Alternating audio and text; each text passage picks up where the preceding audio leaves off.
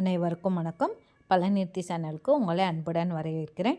இன்றைக்கி என்ன செய்ய போகிறோம்னா, மாட்டுப்பொங்கலை முன்னிட்டு சிக்கன் பிரியாணி தான் செய்ய போகிறேன். அதுக்கு தேவையான பொருட்கள் 3 பல்லாரி எடுத்துக்கோங்க. 3 பல்லாரியை நீல வாக்கில் எடுத்து வச்சுக்கோங்க. அடுத்து 2 தக்காளி, அடுத்து பிரியாணி மசாலா, அடுத்து பச்சை மிளகா, அடுத்து தேவையான அளவு புதினா இலை, கொத்தமல்லி இலை ரெண்டும் சேர்த்துக்கோங்க. அடுத்து என்ன செய்யணும்னா, கறி மசாலா பொடி. இது நான் வீட்டிலே தயாரித்ததுங்க, கறி மசாலா பொடி.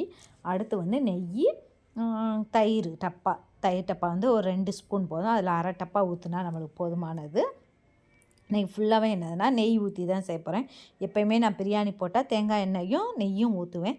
இன்றைக்கி என்னதுன்னா, சரி நெய்யே ஊற்றி செய்வோமே அப்படின்ட்டு எப்படி டேஸ்ட் இருக்குதுன்னு பார்ப்போம்ட்டு இன்றைக்கி ஃபுல் அண்ட் ஃபுல் என்னதுன்னா நெய் தான் ஊற்றி செஞ்சேன். அடுத்து சிக்கன் பிரியாணிக்குனாலே சிக்கன் தான் தேவை. அது அரை கிலோ சிக்கன் எடுத்துக்கோங்க. அடுத்து ஒரு உலக்கு அரிசிங்க. ஒரு உலக்கு அரிசி எடுத்து நம்ம எப்போயுமே சாப்பாட்டு அரிசியில் தான் இன்றைக்கி பண்ணியிருக்கேன் நான். அதை ஒரு 1/4 மணி நேரத்துக்கு முன்னாடியே ஊற வச்சுக்கோங்க. அது பிறகு குக்கர் எடுத்து குக்கரில் தான் நான் எப்போயுமே பிரியாணி எதுனாலும் போடுவேன். தேவையான அளவு நெய் ஊற்றிக்கோங்க. நெய் ஊற்றிட்டு முந்திரி ஃபஸ்ட்டே போட்டுருங்க. நான் முந்திரி கொஞ்சம் லாஸ்ட்டாக தான் போட்டேன், எனக்கு மறந்ததுனால. நீங்கள் ஃபஸ்ட்டே முந்திரி போட்டுருங்க. முந்திரி நல்லா செவந்த பிறகு என்ன செய்யணும்னா, கறி மசால் பொடி போட்டுக்கோங்க. கறி மசால் பொடி பட்டை சோம்பு இல்லை, பட்டை சோம்பு இருந்தாலும் நீங்கள் ஒரு பாக்கெட் இருக்கும், அந்த பட்டை சோம்பு பாக்கெட்டை கூட நீங்கள் வாங்கி போட்டுக்கோங்க. இது ஆல்ரெடி நான் வீட்டிலே தயாரித்தனால இந்த பொடியை தான் நான் போடுவேன். பிரியாணி பொடி கொஞ்சம் போட்டுக்கிறேன். அடுத்து என்னதுன்னா, நறுக்கி வச்ச வெங்காயம் அதையும் போட்டுட்டு நல்லா வதக்குங்க. தேவையான அளவு கண்ணாடி பதம் வர அளவுக்கு வதக்கிக்கோங்க. கண்ணாடி பதம் அளவு நம்ம வரணும்னா, வெங்காயம் நல்லா சீக்கிரமாகவே வதங்கணும்னா என்ன செய்யணும்னா, நம்மளுக்கு தேவையான அளவு என்ன செய்யணும்னா உப்பு போட்டுக்கணும். ஓகே, உப்பு போட்டால் தான் என்ன செய்யணும்னா நல்லா வெங்காயம் நல்லா வதங்கும். வெங்காயம் தக்காளி நல்லா வதங்கி வரும். அதனால என்னென்னா, தேவையான அளவு உப்பு எடுத்து உப்பு கொஞ்சோண்டு போட்டு நல்லா வதக்குங்க. நல்லா வதக்கினோடனே வெங்காயம் ஓரளவு நல்லா வதங்கினோடனே என்ன செய்யணும்னா, தக்காளி பச்சை மிளகா அதையும் சேர்த்து நல்லா வதக்குங்க. வெங்காயம் தக்காளி போட்டு நல்லா வதக்குனா தான் நம்மளுக்கு என்னதுன்னா நல்லா டேஸ்ட்டு இருக்குங்க. வதக்காமல் நம்ம போட்டுட்டோம்னா நல்லா டேஸ்ட்டே இருக்காது. இஞ்சி பூண்டு பேஸ்ட்டு நல்லா வெங்காயம் தக்காளி போடும்போதே சேர்த்து போட்டுக்கோங்க. இஞ்சி பூண்டு பேஸ்ட் போடும்போது நான் வீடியோ எடுக்க மறந்துட்டேன். அதனால் இஞ்சி பூண்டு பேஸ்ட் 1 ஸ்பூன் இல்லாட்ட 2 ஸ்பூன் போட்டுக்கோங்க. உங்களுக்கு தேவையான அளவு போட்டுக்கோங்க. எல்லாமே என்ன செய்யணும், நல்லா வதங்கி வரணும். இஞ்சி பூண்டு பேஸ்ட் பச்சை வாசனை வரக்கூடாது. பச்சை வாசனை வராமல் நம்ம நல்லா வதக்கணும்.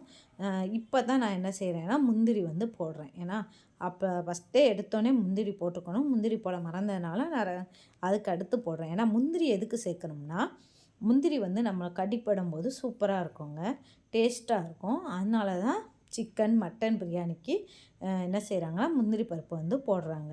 நான் முக்கால்வாசி பிரியாணி போடுறதில்ல, எதுலனாலும் பார்த்துருப்பீங்க, முந்திரி பருப்பு நான் போட்டு தான் சமையல் பண்ணுவேன். அதனால் முந்திரி பருப்பு. அடுத்து இது நல்லா வதங்கினோடனே என்ன செய்கிறோம்னா, 2 ஸ்பூன் அளவு தயிர் சேர்த்துக்கிறோம். ஓகே, 2 ஸ்பூன் அளவு தயிர் சேர்த்து நல்லா அதையும் நல்லா என்ன செய்யணும்னா நல்லா கிளறி விடணுங்க. தினி கூட கொஞ்சம் கட்டி வரக்கூடாது, கட்டி இல்லாமல் நல்லா கிளறி விட்டுக்கோங்க. அதுக்கிடையில் புதினா இலை பிரியாணிக்குனாலே நல்லா டேஸ்ட்டு கொடுக்குறது பிரியாணி நல்லா கமகமானு வாட வர்றதும் பிரியாணி இலை தாங்க. பிரியாணியும் நல்லா போட்டுக்கோங்க. நல்லா போட்டு இதையும் நல்லா வதக்கிக்கோங்க. பிரியாணி இலை போட்டோன்னே என்ன செய்யணும்னா, அடுத்து பிரியாணி மசாலா இதை நல்லா கிளறி விட்டுட்டு, பிரியாணி மசாலா ஒரு பாக்கெட் நல்லா உரப்பு சாப்பிட்றவங்க அப்படின்னா ஒரு பாக்கெட்டு கூட போட்டுக்கோங்க. நான் எப்போயுமே உரப்பு கம்மியாக தான் போடுவேன். அதனால என்ன செஞ்சுருக்கேன்னா, ஒரு 4 ஸ்பூன் அளவு மட்டும் போடுறேன். ஒரு அரை பாக்கெட் போட்டுக்கோங்க. ஓகே, உங்களுக்கு எவ்வளோ காரம் தேவையோ காரத்துக்கு தக்கன நீங்கள் பிரியாணி பொடி போட்டுக்கோங்க. காரம் கம்மியாக போகுதுன்னா போட்டுக்கோங்க. அதே மாதிரி உப்புமே நீங்கள் ஒவ்வொருத்தவங்க உப்பு அதிகமாக சேர்ப்பீங்க, உப்பு கம்மியாக சேர்ப்பீங்க. அதுக்கு தக்கன நீங்கள் உப்பு போட்டுக்கோங்க. அடுத்துக்கு இது சிக்கனை நல்லா தண்ணி இருத்துட்டு அதையும் நல்லா போட்டு நல்லா கிளறிக்கோங்க.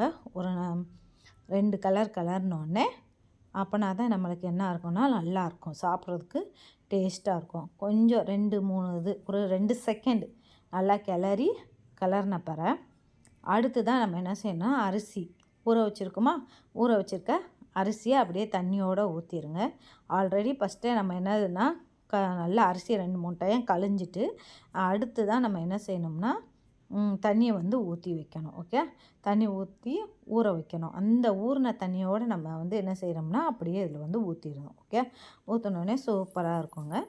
இப்போ தண்ணி எவ்வளோ தேவையோ, இப்போ 1 கிளாஸ் அரிசினா 2 கிளாஸ் தண்ணி ஊற்றணும். ஓகே, நீங்கள் தண்ணி கரெக்டாக ஊற்றுங்க.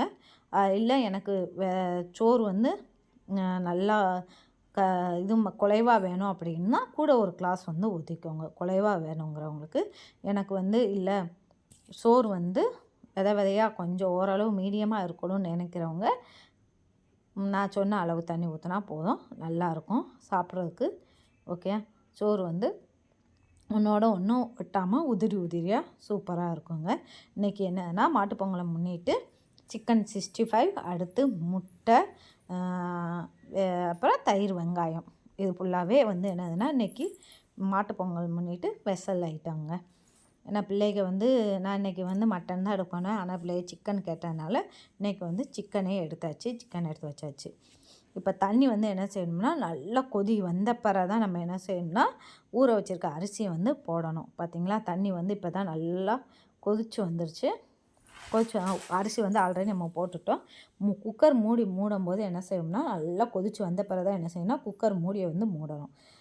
நல்லா கொதித்து இப்போ நல்லா தரன்னு கொதிக்குதுங்க. இது வந்து என்னென்னா எண்ணெயில் சிக்கன் போட்டிருக்கோம்.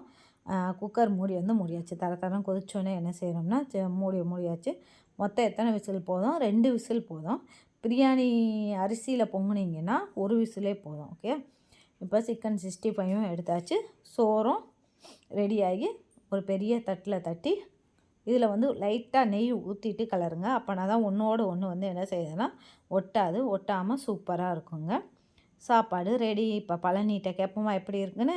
பழனி சாப்பிட்டுட்டு சொல்கிறாரு, சூப்பராக இருக்குமா அப்படின்ட்டு, வெரி டேஸ்ட்டுன்ட்டு.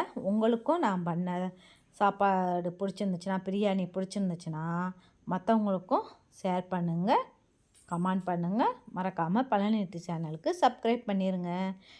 தயிர், வெங்காயம், முட்டை, வெள்ளை சாதம், ரசம் இன்றைக்கி ஸ்பெஷல் அதாங்க. நன்றி, வணக்கம். மறக்காமல் பழனி சேனலை சப்ஸ்கிரைப் பண்ணிடுங்க, மற்றவங்களுக்கும் ஷேர் பண்ணுங்கங்க. கமெண்ட் பாக்ஸில் கமெண்ட் பண்ணிடுங்க. நன்றி, வணக்கம்.